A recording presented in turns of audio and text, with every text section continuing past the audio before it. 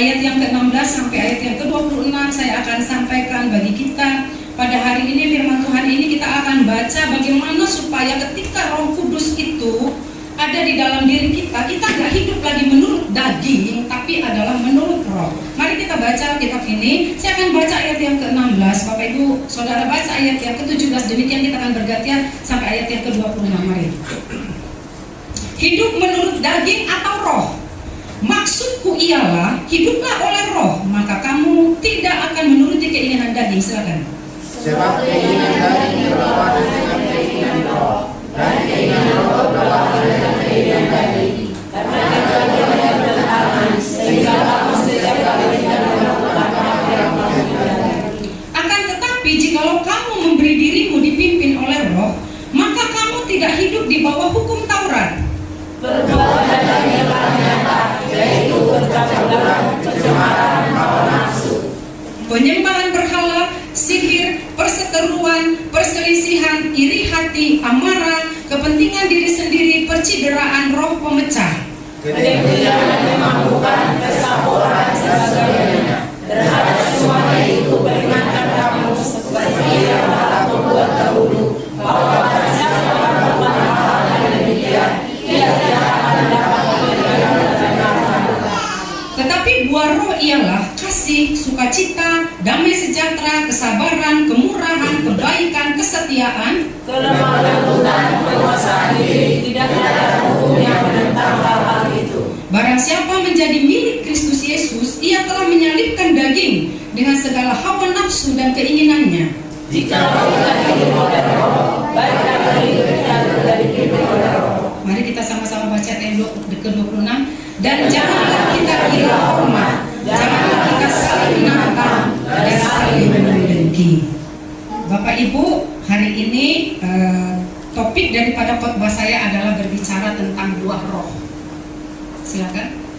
Ya, kita akan melihat di sini bahwa kita sebagai orang yang percaya, apalagi gereja kita adalah gereja Pentakosta, kita sebagai orang yang percaya harus tahu bahwa kita tidak hanya di dalam pencurahan Roh Kudus hanya sebatas bahasa roh. Kita harus lebih berkembang lagi, kita harus lebih meluas lagi. Bahasa roh itu penting. Bagi orang yang sudah berbahasa roh, silakan lakukan itu dalam setiap doa-doamu.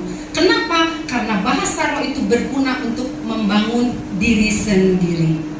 Kita tidak akan mungkin bisa membangun orang lain, membangun suami, istri, anak-anak kalau kita sendiri tidak dibangun. Oleh karena itu bagi Bapak Ibu Saudara yang sudah berbahasa roh, itu penting sekali di dalam doa-doamu, di dalam kehidupanmu ya. Bagi saya pribadi itu lebih daripada senjata rohani. Jadi gunakanlah itu senantiasa di dalam kehidupanmu, berdoa dalam bahasa roh. Bagi yang belum, silahkan minta kepada Tuhan supaya dikaruniakan juga kepadamu berbahasa roh. Nah, lebih daripada itu kita harus mengembang, kita harus maju, kita akan masuk ke dalam buah roh. Ya, kalau kepada ayat ini berkata, oke, silakan kita akan melihat buah roh. Bapak Ibu, apa itu buah roh? Kita akan lihat di sini. Pertama, orang yang percaya kepada Tuhan Yesus diberi Roh Kudus tinggal di dalam dirinya. Ketika Bapak Ibu Saudara percaya kepada Tuhan Yesus, perhatikan, maka otomatis Roh Kudus itu adalah Roh Allah, Roh Yesus, Allah itu sendiri tinggal di dalam dirinya. Ini yang unik. Kepercayaan yang lain ketika berkata di mana Tuhanmu, mereka akan mencari di mana Tuhannya. Tetapi kita sebagai orang percaya, kita akan berkata di sini. Kenapa di sini? Karena memang Allah itu tinggal di dalam hidup orang percaya. Jadi otomatis ketika kita percaya dan mengaku bahwa Yesus Kristus adalah Tuhan, ini juga harus pengakuan yang sungguh-sungguh atau yang disebut dengan syahadatnya orang Kristen. Ya Bapak Ibu, pernah dengar ya, syahadatnya orang Kristen itu adalah firman Tuhan berkata, mengaku dengan mulut bahwa Yesus Kristus adalah Tuhan dan percaya dalam hati bahwa Dia telah mati, bangkit, naik ke sorga, duduk di sebelah kanan Allah. Itu kita harus percayai. Jadi kalau kita belum mengaku dengan sungguh-sungguh dalam hal itu itu masih perlu ditanda tanya. Jadi kalau Bapak Ibu belum pernah bersyahadat gitu ya, mengaku Yesus Kristus, ya sekarang bersyahadat lah. Nah, setelah kita bersyahadat mengaku Yesus Kristus adalah Tuhan, secara otomatis saudaraku, Roh Allah itu sendiri tinggal di dalam diri kita. Coba kita mulai bilang, Tuhan Yesus ada di sini. Roh Kudus ada di sini. Ini adalah baiknya Allah. Itulah kita, Bapak Ibu. Nah, kemudian kita melihat yang selanjutnya. Yang kedua, dampak dari Roh Kudus yang mendiami hidup orang percaya ialah bahwa mereka harus penuh dengan buah-buah roh. Ini yang berbeda. Sekali lagi saya perhatikan, dampak akibat dari Roh Kudus yang mendiami hidup orang percaya ialah hidup mereka penuh dengan apa? Buah-buah roh. Itu harus, itu wajib, itu perintah, itu tidak bisa tidak. Harus ada buah. Saya mau katakan begini, di manakah orang Kristen itu dikenal? Satu adalah dari buah. Cara bicara, sikap kita, kelakuan kita, karakter kita, sifat kita mencerminkan apakah Anda orang Kristen yang berbuah atau tidak. Itu tidak bisa tidak, Bapak Ibu. Nah, kita akan melihat di sini siapa yang menghendaki kita berbuah Tuhan. Jadi nggak cukup hanya berbahasa roh. Silakan berbahasa roh. Ada satu hal yang saya agak sedikit kita harus perbaiki. Jangan sampai setiap tahun kita hanya bergumul di ingin berbahasa roh, ingin berbahasa roh, ya. Tetapi kembangkanlah bahasa roh itu menjadi kepada buah-buah. Kita melihat kepada ayat ini, saudaraku, khususnya di ayat yang ke-22 ini berkata bahwa buah roh harus ada. Di sini bukan bicara buah-buah, tapi sebenarnya buah. Ya, kalau kita lihat ayatnya, tetapi buah, jadi bukan buah-buah, tapi buah roh. Nah, kita orang yang sudah didiami oleh Roh Kudus, mau tidak mau, suka tidak suka, harus menghasilkan buah. Buah dari apa? Karena rohnya besar, berarti Roh Kudus yang diam di dalam hati kita itu harus ada dampak yang keluar dari dalam diri kita. Kalau kita lihat sebuah pohon, kita perhatikan di sini. Bapak Ibu saudaraku, lihat pohon. Satu hari Yesus Kristus berjalan ya di satu tempat. Dia mencari buah pada pohon ara. Pohon ara itu rindang, lebat, tapi tidak ada buahnya. Saudara tahu apa yang terjadi? Yesus mengutuk pohon ara. Kenapa? Karena dia lapar. Murid-murid lapar, ingin mendapatkan sesuatu dari buah itu, tapi nggak ada buahnya. Pohonnya sih rindang, akarnya ada, tapi nggak ada buah. Akhirnya apa? Dikutuklah pohon ara itu dan pohon ara itu menjadi kering. Orang Kristen yang sudah didiami dengan Roh Kudus di dalam dirinya, dia harus mengeluarkan buah. Amin.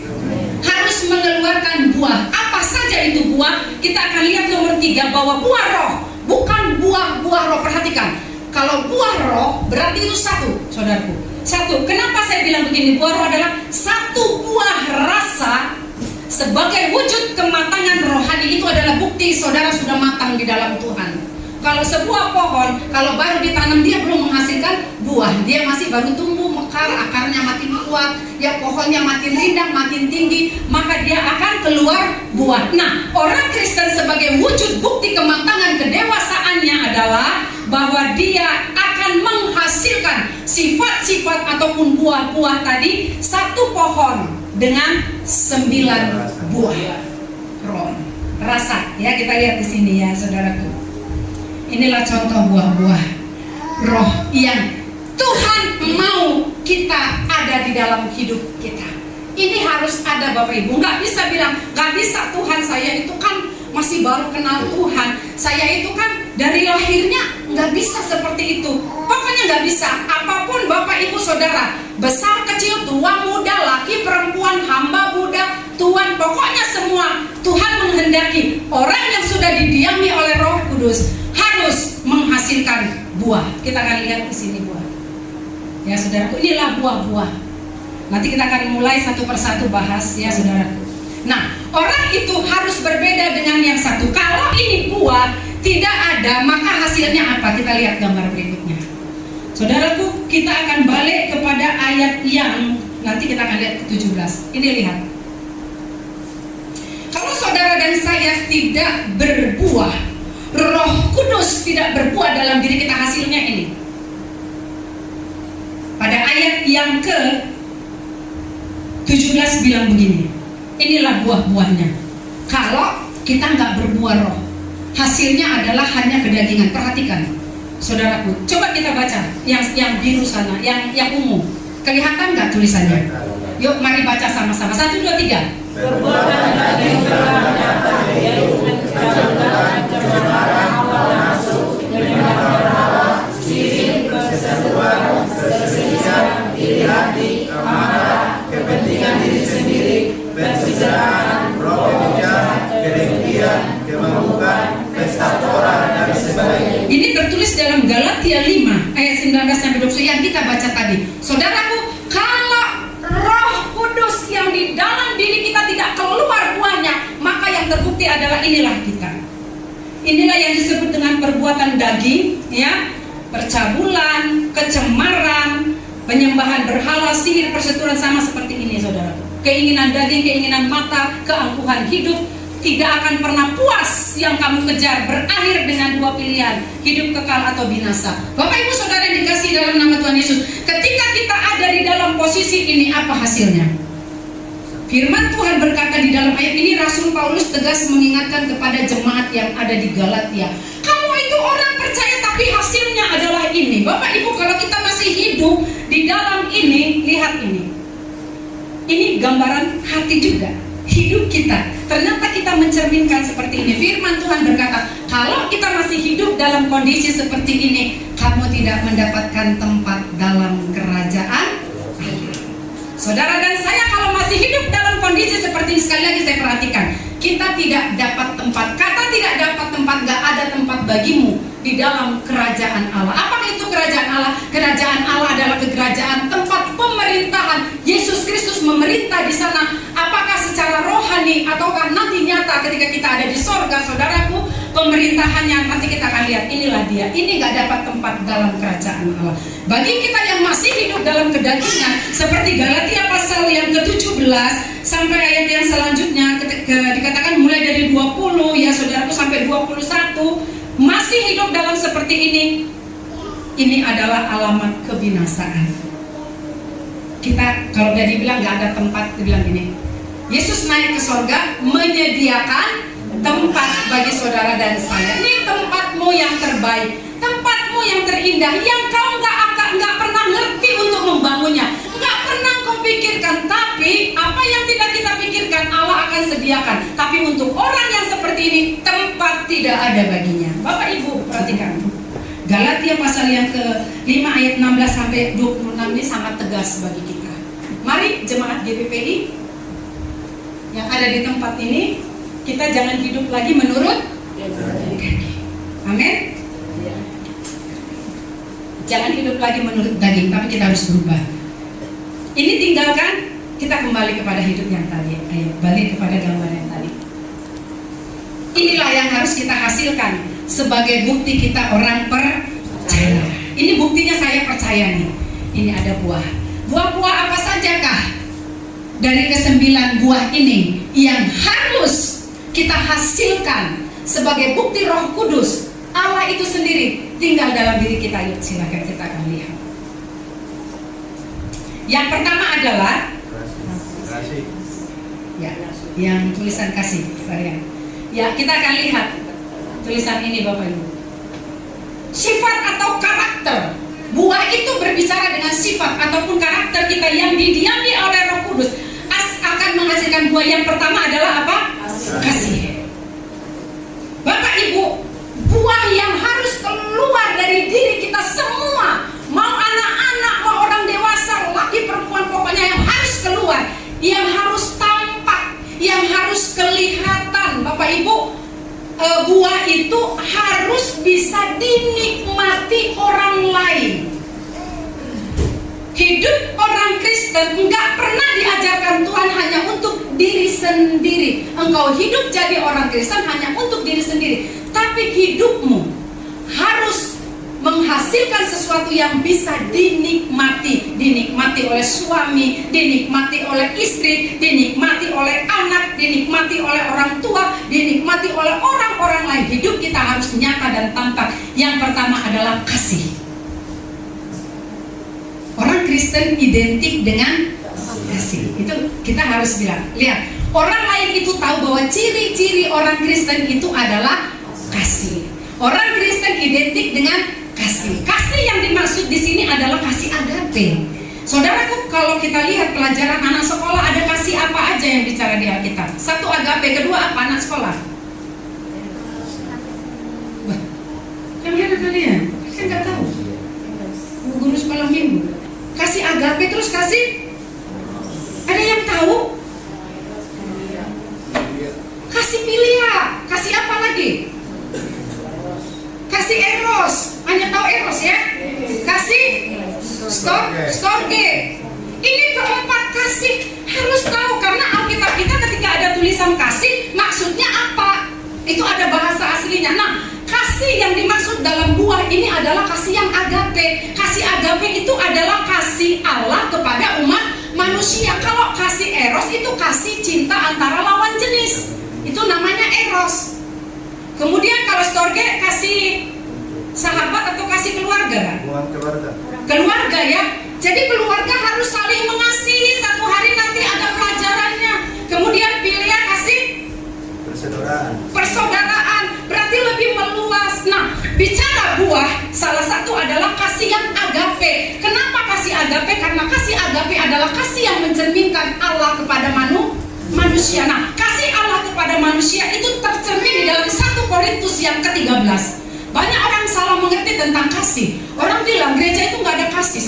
Saya miskin, saya nggak dikasih bantuan, saya nggak dikasih uang misalnya. Itu salah, saudaraku. Kasih bukan bicara hal yang demikian. Kasih bukan hanya sekedar bicara pemberian, tapi kasih di dalam 1 Korintus, kasih Allah, kasih agape itu bicara tentang sabar. Betul ya saudaraku ya?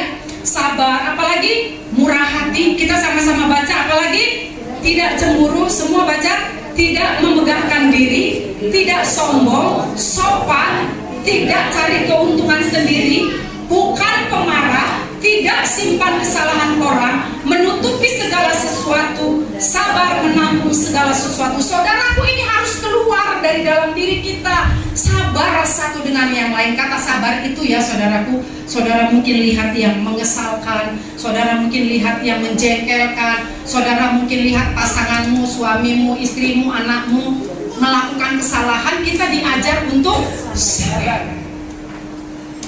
Oh, kamu mah gak sabar. Misalnya suami kadang-kadang bilang, kamu tuh udah ke gereja terus gitu ya, sering ikut doa, tapi kamu nggak sabar. Saudaraku, nggak boleh mencela begitu. Kenapa? Karena buah ini harus kepada semua orang. Amin.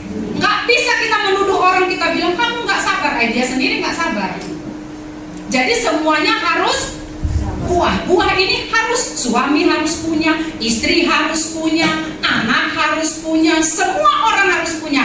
Kebayang nggak kalau semua satu rumah sabar? Halo?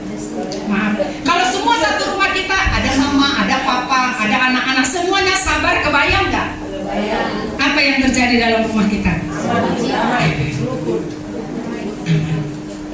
Jadi jangan bilang saya nggak bisa mengeluarkan buah. Semua kita harus mengeluarkan buah. Sabar, ya. Hanya sabar ini saya bilang sedikit begini. Ada perlu baiknya juga Anda tidak sabar, betul nggak? Dalam hal apa kita nggak sabar? Kalau kita melihat orang salah, kalau kita melihat kejahatan, kita harusnya tidak sabar. Kalau lihat saudara, lihat kanan kiri misalnya, teman saudara bermain-main di dalam Tuhan, nggak sungguh-sungguh, malas ibadah gitu ya, kerjanya mencemooh, melakukan kejahatan, harusnya saudara tidak sabar. Alkitab berkata jangan sabar terhadap orangnya demikian. Tapi ketika kita menghadapi kehidupan ini, kita harus sabar ya. Jangan cuma nama anaknya dikasih sabar, tapi orangnya nggak sabar ya. Kemudian murah hati ya, nanti kemurahan ada, saya bahasnya nanti. Murah hati, kemudian tidak cemburu. Siapa di sini suka cemburu? Suami istri cemburu gitu ya. Lihat teman lebih maju, cemburu. Bukan hanya pasangan suami istri yang cemburu, saudara lihat tetangga lebih dari saudara, saudara cemburu. Kasih nggak boleh kayak gitu gitu ya. Tetanggamu udah punya segala, punya rumah, punya mobil, punya segala, saudara yang gatel. Pernah lihat? Iya, saya pernah lihat orang sampai sakit karena tetangganya beli mobil. Kenapa orang lain beli mobil, kita yang gelisah, kita yang emosi, kita yang marah? Ayo jawabnya di dalam hati saja ya Bapak Ibu, perhatikan. Nah, tidak cemburu. Ini hati-hati saudaraku. Kemudian ya jadi jangan cemburu dalam hal apa ya. Istri juga ya cemburu sama pasangan juga cemburu gitu ya. Anak-anak muda yang punya pacar cemburu gitu. Nah, kita perhatikan ini. Kemudian tidak memegahkan diri, sombong namanya. Saudaraku, banyak orang yang megah pongah ya saudaraku, merasa diri lebih hebat dari orang lain. Gak apa-apa hebat, tapi jangan pongah, jangan megahkan diri ya, dan tidak sombong. Saudaraku, sekali lagi saya mau bilang gini, sombong itu adalah satu karakter yang gak baik dalam diri kita. Kenapa? Karena kalau kita sombong, kita tuh gak bisa diajarin.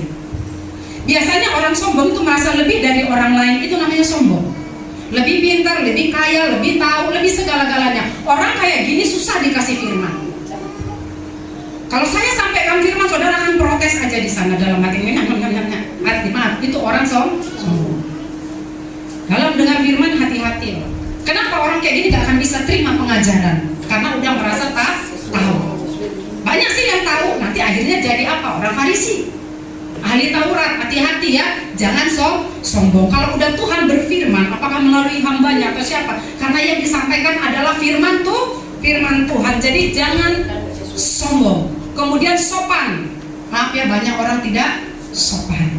Sopan itu dalam berbagai hal, berpakaian, berbicara. Kadang-kadang anak-anak pun suka nggak sopan sama orang tua. Halo anak-anak, ya.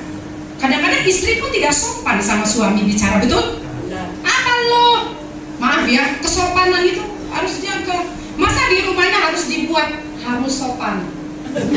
Di mana-mana kan banyak gitu ya, sopan. Kemarin dulu kita mengikuti couple ya, GBPI itu enrichment. Kalau ada orang yang gak sopan, pasangan kita, apa ya kuncinya yang harus dibilang? Ibu-ibu yang ikut apa Bu? Gak ada yang ingat lagi ya? Siapa yang ingat?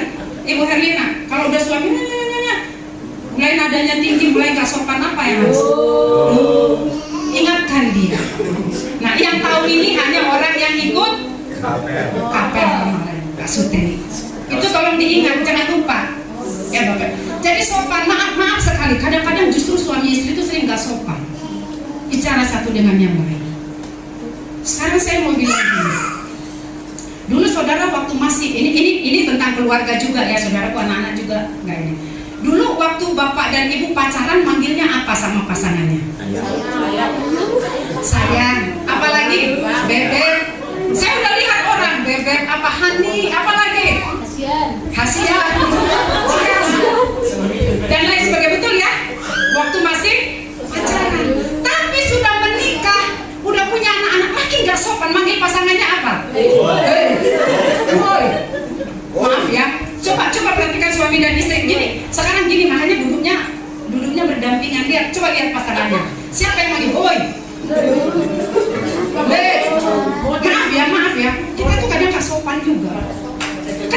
Kenapa waktu masih pacaran? Waduh, Cian.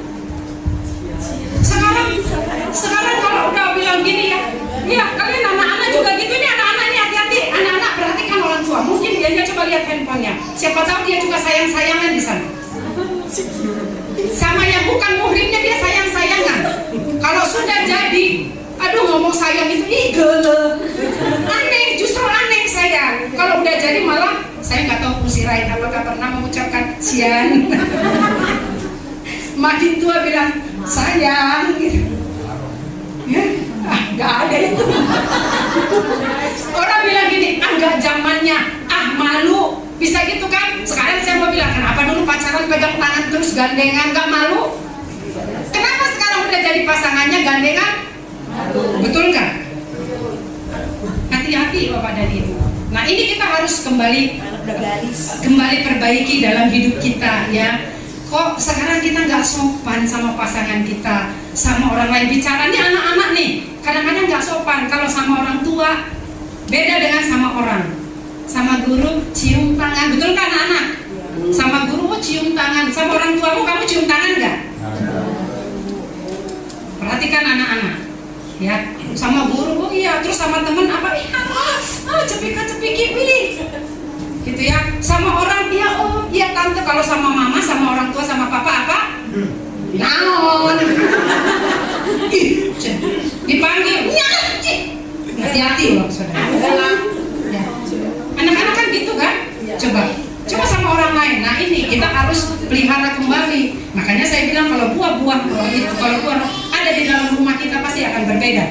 Ya kemudian sopan, tidak cari keuntungan sendiri. Kita mau cari keuntungan sendiri, berbisnis biarinlah teman gereja rugi, yang penting saya untung. Hati-hati loh saudara. Saya yang diuntungkan, saya nggak mau tahu orang lain rugi. Teman-teman banyak orang yang kayak gini. Nah jangan cari keuntungan sendiri. Kemudian bukan pemarah. Sekali lagi, dikit-dikit marah, dikit-dikit marah. Kalau saudara pemarah, maka kasih Allah tidak ada di dalam dirinya. Kenapa? Kalau Allah, maaf saya mau bilang gini, perhatikan saya. Kalau saudara sedikit melakukan kesalahan, Tuhan marah, ditempelengnya kita, apa yang terjadi dengan kita? Hangus. Apa udah betul loh? Banyak nggak kesalahan kita? Banyak. Sedikit aja kita salah, kita diginiin. Terus aja salah lagi, salah ngomong, dicita. Bisa miring ini mulut kita. Benar loh saudaraku. Makanya dikatakan bukan pemarah. Allah itu, makanya kasihnya harus agape. Bukan kasih yang lain saudaraku. Buah dari kita harus agape. Ya, tidak simpan kesalahan orang. Siapa di sini yang masih banyak menyimpan kesalahan orang? Pinter banget nyimpannya. Saudaraku, perempuan salah satu ciri-ciri yang pinter menyimpan kesalahan. Agak berbeda dengan laki-laki. Ini pelajaran di pasutri penting. Ya, contohnya gini. Ibu, bapak-bapak lihat tas perempuan. Lihat tas. Coba periksa tasnya. Semua ada nggak di situ? Apa aja yang ada di situ? Kaca, Alkitab, bedak, uang, apa lagi? Bekas tisu ada nggak di situ semua? Ada. Seperti tempat sampah, betul nggak? Sebenarnya iya. Kalau tempat sampah semua ada. Tasnya bukan hanya untuk tempat Alkitab, tapi semua ada. Tapi kalau laki-laki lihat dompetnya, apa yang ada di situ? Mungkin hanya sisir dan dompet. Tisu nggak ada di situ, saudara cari apapun nggak ada. Gitu. Kenapa? Sebenarnya bukan apa, itu cerminan sebenarnya bahwa perempuan itu semua disimpan. Perempuan betul-betul pandai menyimpan kesalahan. Ya sekarang sih iya pak. Lihat suatu hari, 10 tahun kemudian bisakah ini meledak? Bisa. Tapi kalau laki-laki, maaf untuk laki-laki, untuk bapak-bapak, untuk anak muda, ya yang sudah punya teman mungkin, dia ngomong apa hari ini, padahal hatinya istrinya udah sakit, istrinya udah nyimpan, dia udah cemberut, dia udah jengkel, dia udah kesel, suaminya tenang-tenang aja, emang kenapa kesal aku? Dia lupa. Tapi kalau perempuan simpan sedikit, lama-lama meledak. Satu hari ada pemicunya, ditarik bomnya, dia akan meledak. Makanya dulu juga aku udah bilang sama kau, dulu berapa tahun yang lalu, 10 tahun yang hari ini mari kita belajar tidak menyimpan kesalahan. Kalau suamimu salah, jangan simpan kesalahannya. Amin ya. Marah mungkin kesel, tapi kita harus lupakan. Kalau enggak, itu akan membuat penyakit dalam diri kita sendiri. Ibu-ibu, coba lihat saya, masih ada dongkol di hati, kesal, ada menyimpan sesuatu di situ, itu berbahaya buat kita. Maka ayat ini berkata kasih, tidak menyimpan kesalahan. Buang di kaki Tuhan. Tuhan, memang sih sulit Tuhan, gampang sih ngomong, tapi melakukannya, tapi tolong saya. Maka Tuhan akan menolong kita. Jadi tidak akan disimpan. Kemudian menutupi segala sesuatu, kasih. Ya, kalau Kalau ada yang kurang dari pasangan kita, dari orang lain, kita tutupi. Ngerti ya saudaraku ya? Ditutupi, bukan diumbar-umbar. Ini penting sekali. Ya, kemudian sabar menanggung segala sesuatu, apapun itu. Gak punya uang, ya tanggung. Kalau Alkitab kita berkata apa? Sabar dalam kesesakan, dalam penderitaan, dalam kesusahan, udah menahan sakit juga. Dan memang firman Tuhan mengajar kita untuk sabar, karena Tuhan pun sangat sabar sama kita. Amin. Tuhan sabar. Masa ibu-ibu kurang sabar menghadapi suami? Masa suami kurang sabar menghadapi istri karena lambat masak, lambat bekerja? Masa anak-anak gak sabar lihat orang tua aja sabar sama kamu kok. Lo anak-anak harus sabar. Itulah buah yang pertama, yaitu kasih. Mari Bapak Ibu, kita harus miliki ini. Kasih agape, kasih Allah. Saya bilang gini, kalau Bapak dan Ibu saudara lihat saya nggak mengasihi Tuhan duluan, saya nggak yakin Bapak Ibu bisa mengasihi sesama, bisa mengasihi anakmu, bisa mengasihi pasanganmu. Saya nggak yakin. Tapi orang yang mengasihi Tuhan duluan, itu sudah pasti. Itu udah jelas, saudara. Itu udah pasti. Kalau saudara kasih sama Tuhan, sayang sama Tuhan, cinta sama Tuhan, itu otomatis akan mengalir. Maka milikilah itu. Yang kedua adalah sukacita. Buah yang kedua, ya, 1 buah 9 rasa. Rasa yang kedua adalah sukacita. Apa itu sukacita? Sukacita pujian di rumah-rumah. Ada kegembiraannya. Ciri-cirinya sukacita adalah kegembiraan yang keluar dari hati, yang mau menerima apapun keadaan yang terjadi dalam hidupnya. Loh, Bapak Ibu Saudara, pernah gak kita gitu? Gak ada uang tetap sukacita. Banyak uang tetap sukacita. Ada masalah persoalan tetap sukacita. Bayangkan kalau Bapak Ibu saudara semua kekurangan sukacita, apa yang terjadi? Sepanjang hari itu hidupmu gelap. Sepanjang hari itu hidupmu dongkol. Sepanjang hari itu hidupmu kesal. Sepanjang hari itu hidupmu marah-marah, gondok. Ibu-ibu kalau udah kayak gini, bapak-bapak perhatikan ibu-ibu. Ya. Apapun yang terjadi harus penuh dengan sukacita. Kadang-kadang ibu-ibu ya, untuk sukacita itu sulit. Kenapa? Karena dia capek, Pak. Betul ya? Halo ibu-ibu, bapak-bapaknya perhatikan. Kadang-kadang kita pikir gini, kenapa aku cemberut aja kata suami? Dia nggak tahu kalau istrinya itu capek, banyak pikiran, banyak persoalan, banyak masalah yang terjadi dalam hidupnya. Gampang nggak untuk sukacita? Anak-anak di sekolah PR-mu banyak. Kalau kau punya PR banyak, kau gimana? Senang apa enggak? Stres katanya. Ya, punya PR banyak, di rumah diomelin sama orang tua. Kenapa? Karena orang nggak tahu masalah anak. Anak nggak tahu masalah orang tua. Ya. Sekarang coba kasih tahu, misalnya pulang ya, mama, berarti ada sesuatu yang membuat dia tidak sukacita. Tapi apapun itu, hari ini kita diajar untuk selalu sukacita. Ya mau nggak mau, suka nggak suka, ya harus bisa sukacita karena ini adalah perintah Tuhan.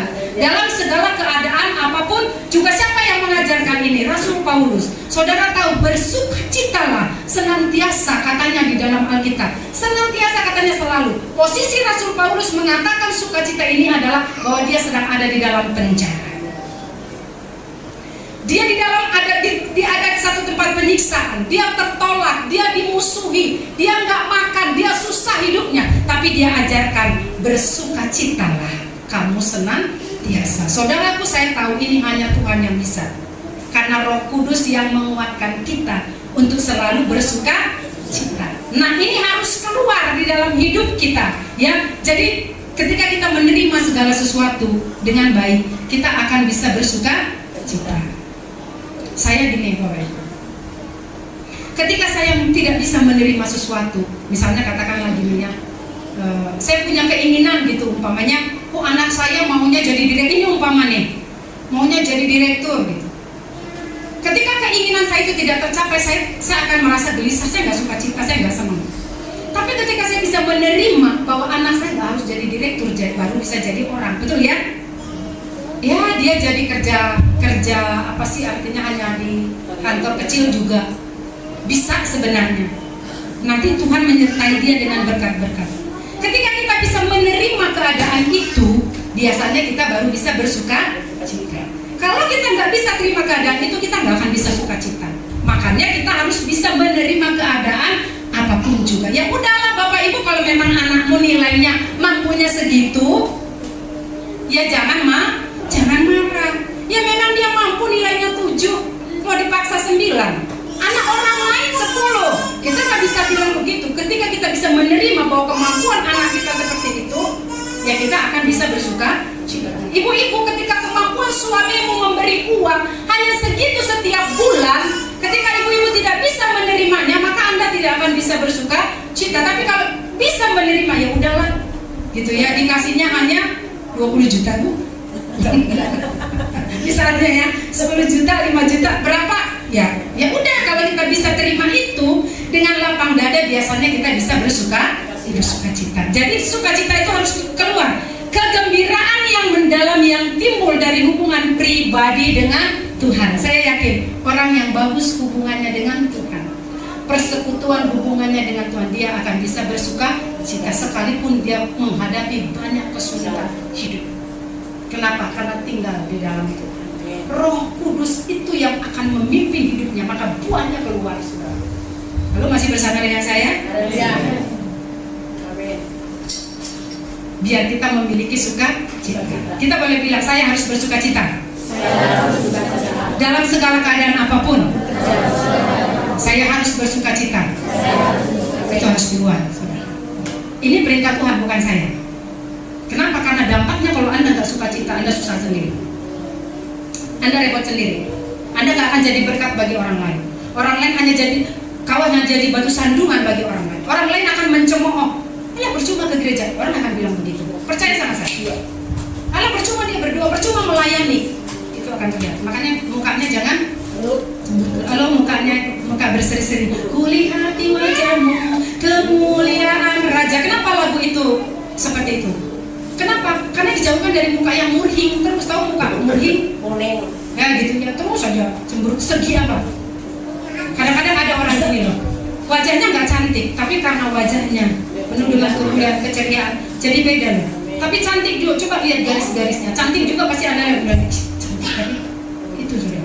Jadi kegembiraannya harus mendalam. Dia timbul dari dalam hati, bukan pura-pura. Kalau pura-pura, dia contohnya ada tamu, padahal hatinya sedang galau katanya. Nggak bisa. Anak muda jangan kira kamu harus gembira ya, harus sukacita ya. Nilaimu, walaupun nilaimu mungkin sedang menurun, harus tetap sukacita, tapi belajar, gitu ya, harus belajar. Nah, kemudian tidak ada sungut-sungut keluar dari mulutnya karena hati dipenuhi dengan ucapan syukur. Saudaraku tahu sungut-sungut? Apa coba sungut-sungut? Coba praktikan, coba dipraktekkan. Itu sungut-sungut.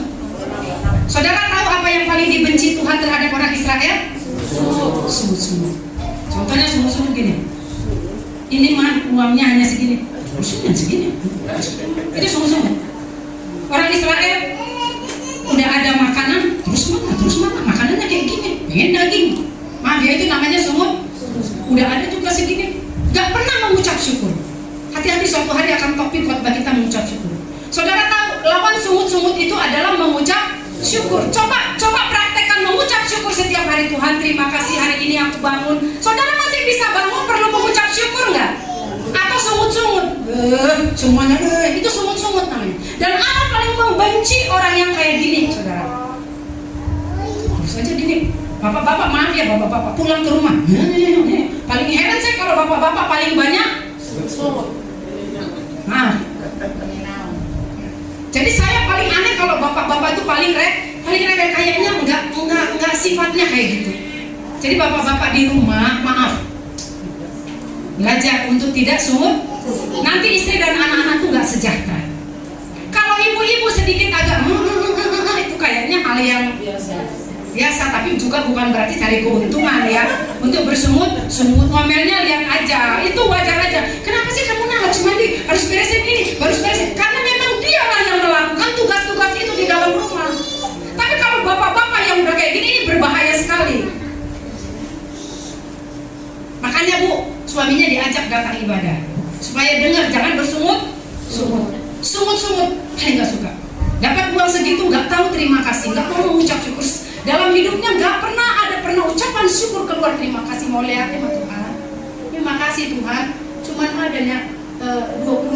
kasih suamiku Tuhan. Coba bandingkan ya.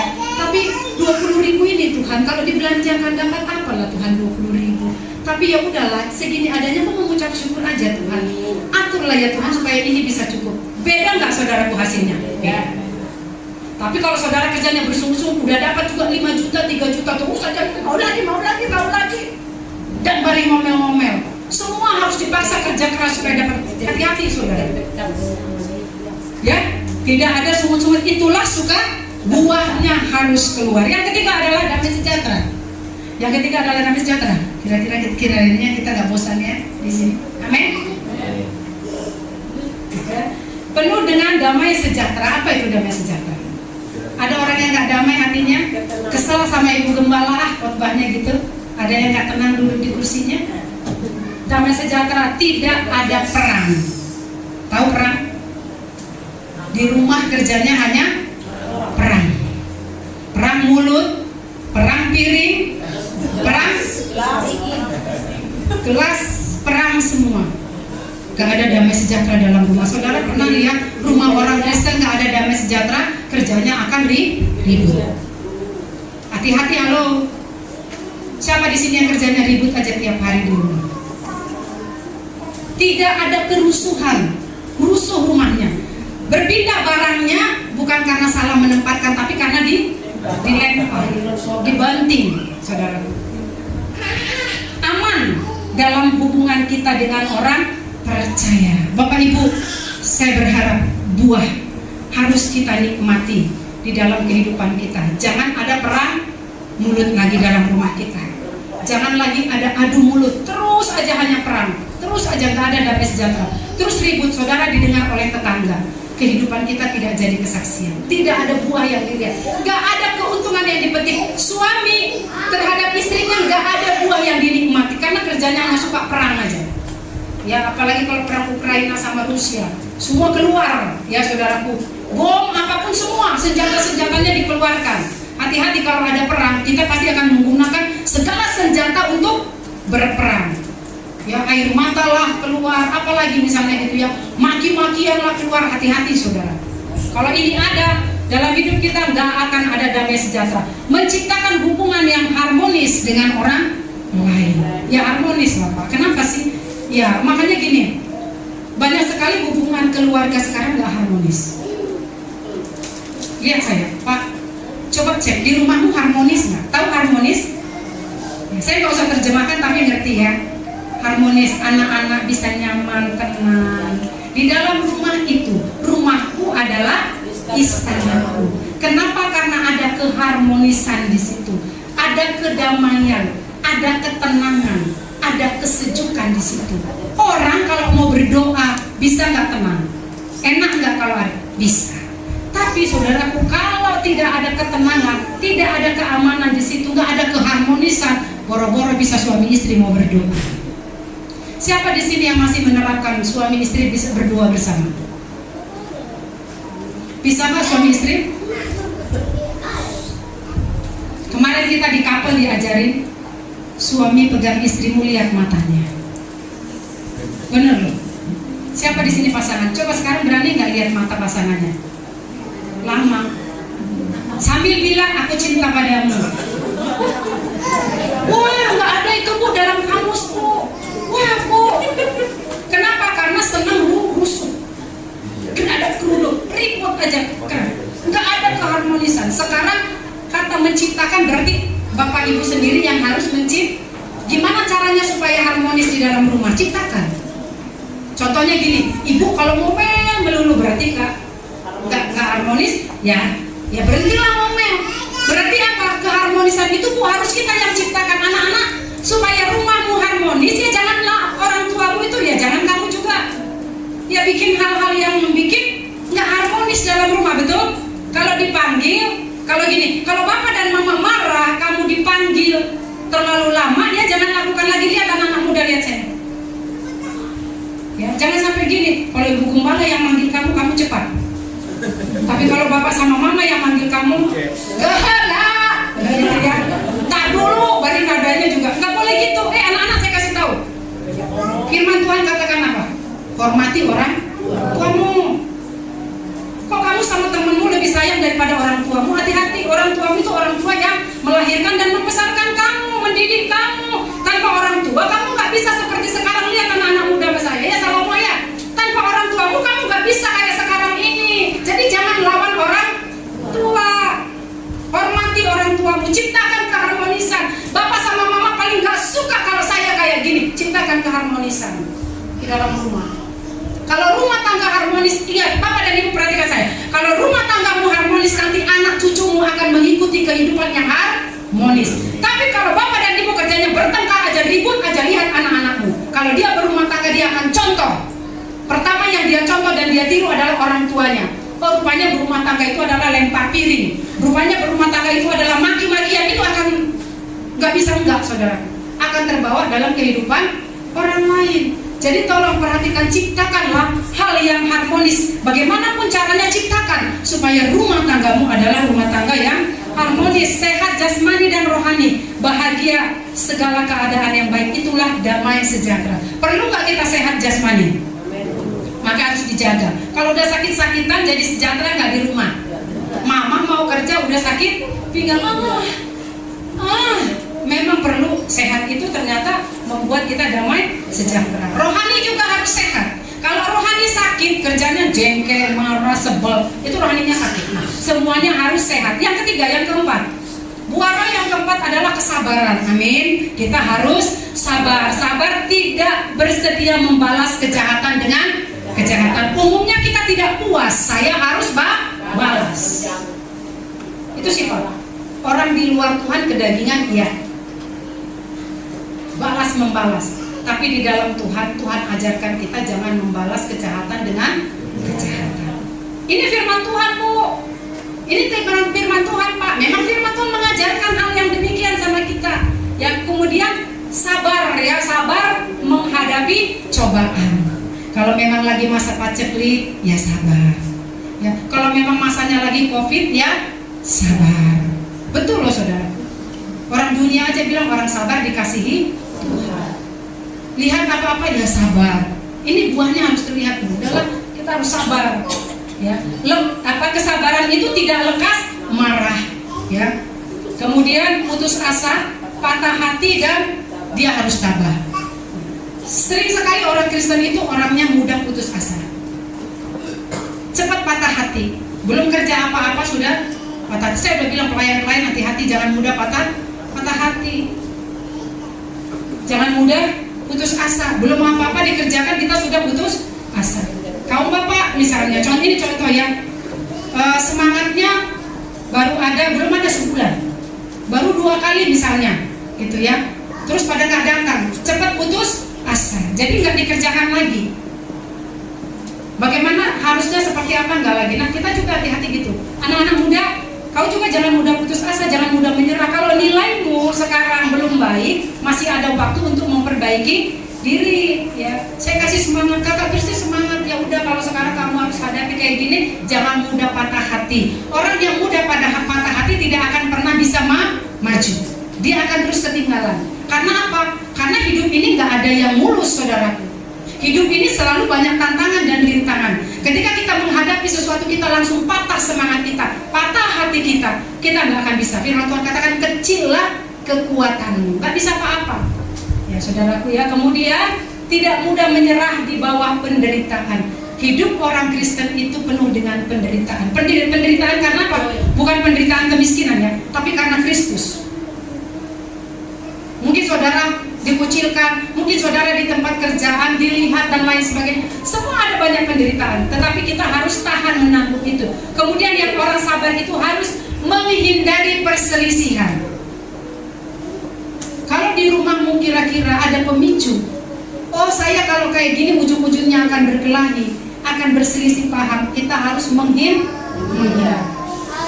Contohnya kalau kita lihat orang berkelahi ini, maaf ya, lihat. Kalau ada 2 orang yang ribut, kita harus cegah mereka untuk jangan tambah. Memang iya, memang benar. Hati-hati ya. Iya nak, yang di jalan bapak, iya nak, yang sama aku nak. Kita harus bisa sebisa mungkin hindari perselisihan. misalnya gini, kalau saya ngomong begini sama pasangan saya akan timbul masalah, maka kita harus menghindari. Contoh, saya itu punya suami, semua tahu Bapak Gembala. Saya dari dulu udah tahu banget titik-titik di mana akan timbul permasalahan ataupun perselisihan. Kalau apa? Kalau saya jawab dia bicara, ini pasti alamat akan masalah di rumah. Betul ya, saudara? Nah, sekarang walaupun saya benar, saya diam. Karena rahasianya adalah saya hanya diam. Coba kalau saya bilang, memang kita harus gini-gini. Iya sih, nggak bisa sih Pak gini-gini. Itu alamat akan terjadi musibah. Ya saudara, maka saya harus bijaksana. Hindari pertengkaran, hindari perselisihan. Saya iya aja. Oke, saudara pernah nggak diceramahin 1 jam diem aja, padahal saudara nggak salah? Sabar nggak ibu-ibu? Saya mau tanya. Kalau suamimu terus ngomong kau diam aja, sabar nggak bu? Nggak sabar ya? Belajar sabar. Saya dulu. Kenapa saudaraku? Kenapa saudara? Karena saya tahu titik kelemahan suami saya. Kalau dijawab-jawab akan terjadi sesuatu. Nah sekarang ibu-ibu udah 20 tahun udah kenal juga sama pasangan. Bapak-bapak udah nikah 30 tahun belum kenal juga sama pasangannya. Hindari perselisihan dengan cara apa? Ya tahulah titik kelemahannya di mana. Ya opungnya udah 50 tahun lebih perkawinan, ya ada yang nggak disukai opung doli, ya dihindari lah. Tapi ada waktu bicara nanti. Jadi mari belajar bijak, harus terlihat buah itu dalam hidup kita. Ya saudaraku, tenang, tidak tergesa-gesa, tidak terburu nafsu. Orang yang sabar itu dia tenang. Saya agak dikit lihat opung di sini tuh orangnya gitu. Masih tenang. Orang udah kacau balau ya. Ya kita belajar harus, karena memang kalau berada geruduk nggak bisa menyelesaikan masalah, tapi sabar bisa menghadapi. Tenang. Ibu-ibu biasanya rada rusuh. Belum aja didengar udah di biasanya kita gitu. Kita belum pendengar yang baik, kita udah duluan ngomong. Biasanya gitu ya Bapak Ibu, Allah perhatikan. Nah kita perhatikan itu. Nah kemudian kemurahan. Kemurahan adalah contoh sikap Allah kepada manusia, karena memang Allah itu murah hati, suka berbuat baik dan memberikan apa yang baik kepada manusia, itulah Tuhan. Dan Allah mau buah ini terlihat dalam hidup kita. Kita harus suka berbuat baik, jangan berbuat jahat. Amin. Ya, itulah, sama tetangga baik, sama seisi rumah baik, sama orang lain yang lain baik. Katanya suka berbuat baik, memberikan apa yang baik kepada manusianya. Semua yang baik-baik kita kasihlah. Senyuman, emang mahal senyum, ya harus tetap berbuat baik dan memberikan apa yang baik kepada, memberi perhatian kepada yang lemah dan bagi kebutuhan orang. Ada orang yang murah hati, ya ini dicerminkan, lihat ini, sikap yang mencerminkan tindakan yang suka memberi dan tidak pelit. Siapa sini suka memberi atau pelit? Saudaraku, salah satu pelit itu kikir, nggak dapat tempat dalam kerajaan Allah. Anak Tuhan nggak boleh pelit. Tapi jangan artikan saja dalam memberi uang, bukan memberi uang saja loh dalam apa? Yang suka memberi itu bukan hanya uang, jangan salah. Nanti pulang dari sini saya kasihin uang saya biar saya, bukan itu maksudnya. Bukan hanya materi, tapi suka memberi nasihat, suka memberi senyum, suka memberi pertolongan. Kata suka ya saudaraku, dia cerminkan orang yang murah hati gitu, mau nolong gitu ya. Oh ya, kalau misalnya dia orang bawa ember berat, ya saya tolong, itu namanya. Jadi bukan hanya nilai materi, bukan.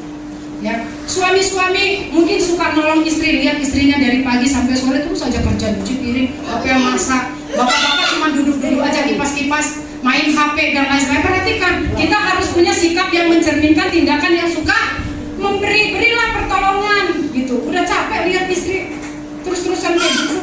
Anak juga udah lihat orang tua capek, bantulah. Kita harus suka memberi, ya, memberi tenaga kita, perhatian kita, doa kita sama orang, bukan hanya materi. Ini harus kita miliki sifat kemurahan. Ini ciri khas orang Kristen, saudaraku. Murah hati. Ya, kemudian yang keenam, kebaikan. Harus punya kebaikan adalah ketulusan jiwa yang membenci kejahatan. Bencilah kejahatan, tapi sukailah kebaikan. Saudara harus gatel, gak suka lihat orang yang jahat, ya, mencemooh Tuhan. Saudara harus gak suka. Jadi kita harus benci kejahatan dan jangan ikut-ikutan melakukan kebaikan kepada semua orang selagi ada hidup ini adalah kesempatan. Jadi lakukanlah kebaikan kepada semua orang selagi ada kesempatan. Karena kalau kita sudah mati, gak ada gunanya kita berbuat baik. Camkan itu. Gak ada gunanya kita berbuat baik kalau kita sudah mati. Hartamu mau banyak juga dikasih, kalau kau sudah mati, gak ada gunanya bagimu. Perbuatan kasih terhadap Allah dan manusia itu dicerminkan di dalam kebaikan. Memang Allah itu seperti itu. Saudara mau salah, saudara mau menjengkelkan, Tuhan tetap kasih karena Dia punya kebaikan. Ini harus tercermin dalam hidup kita. Yang selanjutnya 3 lagi saya akan kejar ya, saudara, kalau kita akan akhiri. Kesetiaan ini penting. Ya, sikap yang baik dalam hubungan dengan Allah dan manusia. Setia. Saudaraku, selama Anda tidak setia sama Tuhan, saudara belum berbuah. Kesetiaan sama Tuhan itu ditujukan apa? Saudara tahu setia? Saudara tahu nggak artinya setia? Setia itu nggak kemana-mana, dia ada di situ. Dia ada di tempat, dia setia. Mau nggak ada uang, dia tetap setia. Ya saudaraku, setia sama Tuhan, setia ibadahnya, setia doanya, setia melayani. Bukan berpindah tempat, bentar suka, bentar nggak suka. Makanya firman Tuhan katakan apa? Orang yang setia dalam perkara yang kecil, nanti itu dicerminkan di sini. Dari perkara kecil sampai perkara besar akan dipercayakan. Kenapa mungkin kita nggak dipercaya Tuhan yang besar? Mungkin yang kecil kita tidak setia. Itu aja cerminan kita. Maaf, perhatikan. Siapa ingin kaya di sini? Siapa ingin kaya? Tunjukkan. Kenapa belum terjadi? Mungkin kita belum setia dalam hal yang kecil. Saudara yang kecil aja belum sungguh-sungguh sama Tuhan. Bagaimana nanti kalau hal yang besar dipercayakan kepadamu? Lupa sama Tuhan. Jadi tinggal uji aja, saya setia nggak ibadah saya setia nggak doa saya, apalagi ya saudaraku, persembahan saya, perpuluhan saya, hal yang lain. Kalau enggak, mungkin akan sulit kita untuk menjadi hal yang besar. Itu kita cek diri kita sendiri. Jadi buahnya harus ada kesetiaan. Belajarlah setia karena Tuhan suka sama orang yang setia ya. Dapat dipercaya karena bertanggung jawab terhadap tugasnya. Para pelayan, bertanggung jawablah terhadap tugas. Ya. Mau dilihat atau tidak sama orang, kerjakan, tunaikanlah tugas pelayanan. Bapak dan Ibu yang lain di sini jangan kira kita nggak harus melayani, semua harus melayani. Pokoknya dilihat atau tidak sama orang, tunaikanlah tugas pelayananmu. Kerjakan dengan baik, dengan setia. Kesetiaannya harus aktif dan terus menerus. Nggak bisa hanya sebulan setia. Saya udah uji orang. Kita udah teruji saudaraku. Biasanya untuk setia itu sulit sekali. Mungkin sebulan kita setia, tapi pada bulan yang kedua kita mulai kendor. Kita mulai nggak semangat. Kita mulai mundur. Hati-hati saudaraku. Nggak akan dipercayakan Tuhan hal yang besar. Yang selanjutnya adalah kelemah lembutan. Kelemah lembutan adalah sifat lembut plus sabar dalam sikap dan pembicaraan. Siapa yang terkenal lemah lembut dalam Alkitab? Siapa tokoh dalam Alkitab yang disebut lemah lembut? Halo, siapa? Musa. Ya, Musa itu terkenal lemah lembut. Ya, sifat lembut plus sabar dan sikap dalam sikap dan pembicaraan. Ya, kadang-kadang ada kita yang nggak lembut, kasar, gitu ya. Istri pun, suami pun sering kasar sama istri. Maaf. Jangan kira. Saya bilang begini, seringkali orang tuh kalau sama orang baik, tapi kalau udah sama di rumah nggak baik, ya, betul nggak? Bapak-bapak kalau ngobrol sama teman ramah banget, seharian bisa kita ngobrol kesana ngobrol kesana. Tapi kalau sudah sama pasangan, 5 menit aja udah pandangannya udah lain, udah emosi, mau marah aja kerjanya. Hati-hati ya saudaraku, itu harus kepada semua orang, tidak mudah mengeluarkan kata yang kasar, apalagi marah. Hari ini kita belajar keluarga Kristen. Jemaat Tuhan di tempat ini, belajarlah untuk tidak kasar. Amin. Anak-anak, kamu belajar mulai dari sekarang, jangan suka bilang mana, goblok, gak boleh gitu. Jangan bicara kasar. Kalau masih ada suami-suami yang bilang gitu sama istri, bertobat. Mau diajari dalam arti tidak sombong untuk menerima pengajaran ini orang yang lemah lembut. Kebalikannya sombong. Kalau saudara mau terima firman Tuhan, iya ya. Jangan nanti udah keluar, emangnya ibu gembala ini dibikin kita. Itu kebalikannya orang lemah lembut, sombong. Tapi kini firman Tuhan itu camkan aja dalam diri. Apa yang gak pas sama saudara, berarti saudara sedang diajari untuk melakukan hal yang harus saudara lakukan. Tinggal terima aja firman, telan, terima. Dan hari ini kan kita tadi sudah doa supaya itu tumbuh di tanah yang subur. Ya. Tidak dendam, tidak tawar. Hati itu orang lemah lembut. Siapa di sini yang masih suka dendam? Ya, hati-hati bertobat. Tunduk kepada kehendak Allah. Inilah orang yang lemah lembut. Yang terakhir adalah penguasaan diri. Ini paling penting. Ini pentingnya saudaraku. Penguasaan diri adalah namanya apa? Penguasaan diri, menguasai diri sendiri. Pernah nggak menguasai diri? Tahu menguasai diri, Bu? Kalau saya ini sekarang sedang menguasai keadaan, supaya Bapak dan Ibu tidak tidur, tidak ngantuk. Kalau ada temanmu yang ngantuk, sikut dia. Datang ke gereja bukan untuk tidur, Bu. Pak, bilang gitu ya. Kalau ada yang main HP, saya follow dia. Betul loh, saya kasih tahu. Saya follow dia. Kamu datang ke sini rugi kamu kalau cuma main HP. Ngapain kamu datang ke sini main HP? Amin. Nanti HP-mu simpen, harus bisa simpen, kuasai di diri. Sampai pegang HP di sini. Ya lihat HP dari tadi. Rugi kamu datang ke sini. Saya kasih tahu. Simpen HP-nya. Kenapa? Karena kita datang mau. Saya nggak lihat, tapi Tuhan lihat. Hormati tuh Tuhan. Hargai Tuhan. Kalau kita sudah tidak bisa menghargai Tuhan, gak mungkin firman Allah bisa datang kepada diri kita. Maka kuasai di diri. Kuasai 2 jam gak bisa pegang HP, simpen. Amin.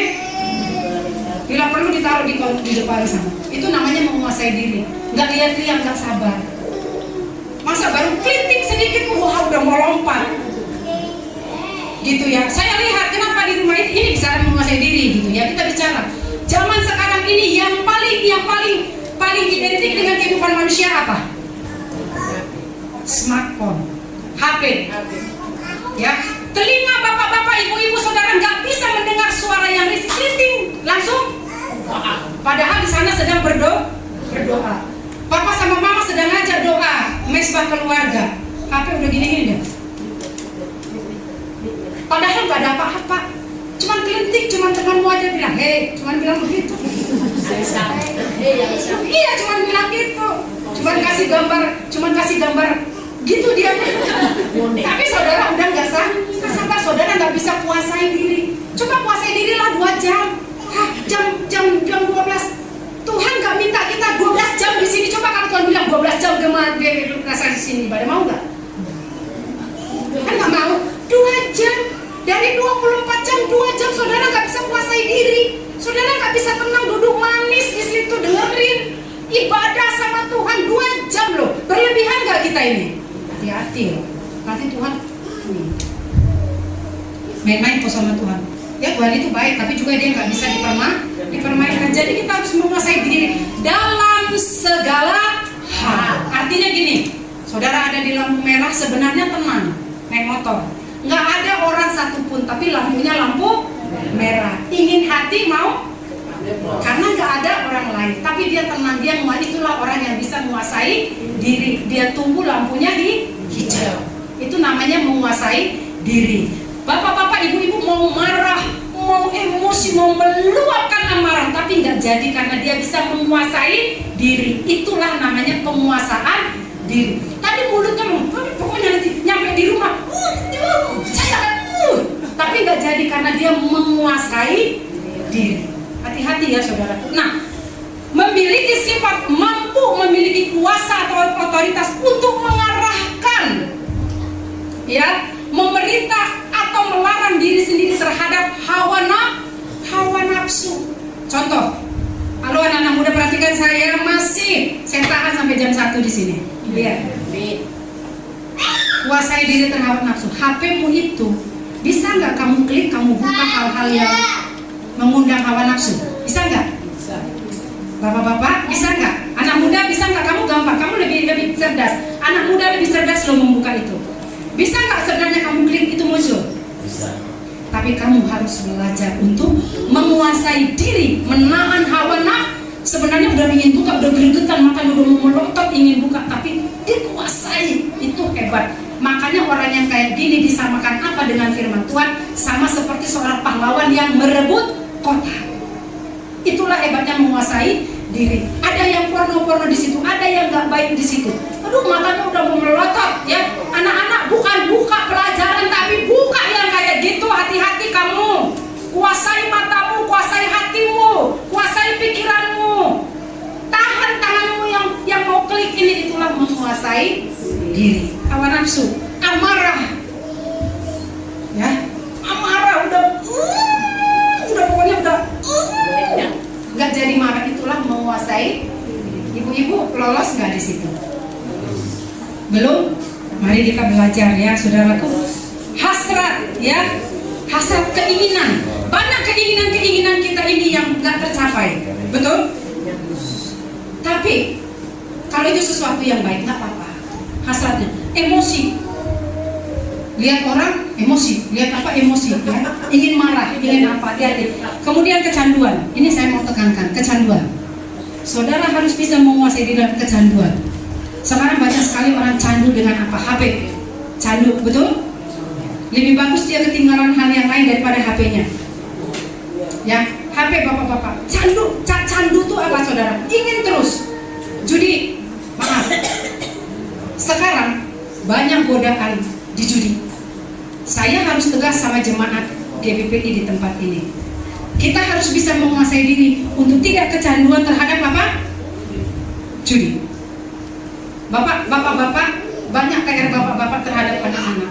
Sekarang yang terlibat dalam judi online bukan hanya orang tua, tapi siapa? Anak-anak. Game merusak. Bapak-bapak jangan nanti kalau maaf bapak-bapak kalau lihat anakmu gini-gini karena game, hati-hati. Kenapa? Karena bapak sendiri juga kecanduan sama itu. Gimana mau ngajarin anak? Anak-anak, kamu mau jadi orang nggak? Kalau kamu kecanduan hanya dengan kamu nggak jadi belajar, pura-pura belajar padahal terus saja ke game. Saya heran, saya ngomong aja di sini sama anak muda, dia aja tangannya lincah. Sedikit-sedikit dia game, semua rata-rata main game. Kenapa kok kamu baca firman Tuhan gak mau? Kok kamu buat 3 pasal aja sehari udah gatel, udah gantung, udah apa? Kenapa kok kamu yang kayak gitu 12 jam kuat kamu main game? Coba kita ini kayak apa? Hati-hati loh saudara. Itu rusak kita. Ibu-ibu kontrol anak-anak. Kadang-kadang orang tua cari aman. Yang penting anakku gak nangis, gak rewel. Kasih aja HP-nya. Tahu gak ibu, anak-anak bisa gak buka? Dia lebih pintar dari ibu. Satu hari ada orang yang bilang gini sama saya, Bu, lihat itu anak siapa sih itu? Kenapa? Itu pegang HP, tahu nggak yang dibukanya? Anak kecil yang porno, Bu. Jadi ibu-ibu jangan cari aman, biarin yang penting gua aman, kasih aja. Hati-hati ini kecanduan ini susah mengubahnya Bapak dan Ibu. Maka kuasai diri dari hal yang demikian, lepaskan dirimu dari itu. Apa yang membuat engkau terikat, lepaskan dirimu dari situ. Dan egoisme. Kenapa? Karena kalau kita udah kecanduan, kita nggak bisa lagi baik di hadapan Tuhan. Betul. Judi itu nggak bisa bikin. Apalagi judi, yang porno, ya, yang jahat-jahat, ya. Kalau rokok, ya mungkin rokok itu juga udah kecanduan orang. Sekarang saya mau bilang begini, hal yang itu aja kita nggak bisa lepaskan. Gimana Tuhan mau pakai kita itu aja sekarang? Soalnya. Jadi mari kita belajar, lepaskan diri dari kecanduan. Narkoba, jangan-jangan saya takut ada yang narkoba di sini. Hati-hati ya Pak. Kita mulai perhatikan hidup kita. Loh, narkoba enggak, tapi cium lem. Apalagi ya, dan lain sebagainya. Jangan sampai kita rusak hidup kita, amin. Firman Tuhan katakan ayatnya yang terakhir adalah dikatakan begini. Tetapi buah roh ialah, dia nggak potong, kasih, sukacita, damai sejahtera, kesabaran, kemurahan, kebaikan, kesetiaan, kelemah lembutan, dan penguasaan diri. Tidak bisa dipotong. Berarti kesembilan itu harus ada keluar. Ya, saudaraku harus keluar dari dirimu. Dinikmati oleh orang lain, dilihat, dirasakan, dan jadi berkat bagi orang lain. Jangan tuntut hanya orang lain yang melakukan ini, tapi terutama adalah diri kita sendiri. Tuhan Yesus memberkati kita semua. Mari bangkit berdiri.